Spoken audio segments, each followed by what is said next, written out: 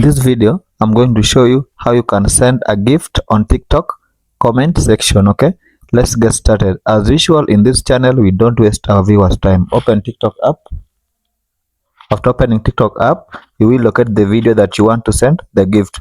Assuming I want to send the gift to this creator, what do? I'll just tap on the comment button, this button with the three dots here. Then at the very bottom of the comment section, I will see four buttons, one for picture, one for sending the emoji, one for tagging, then one for gift. The very last button, this one to the right, just tap on it.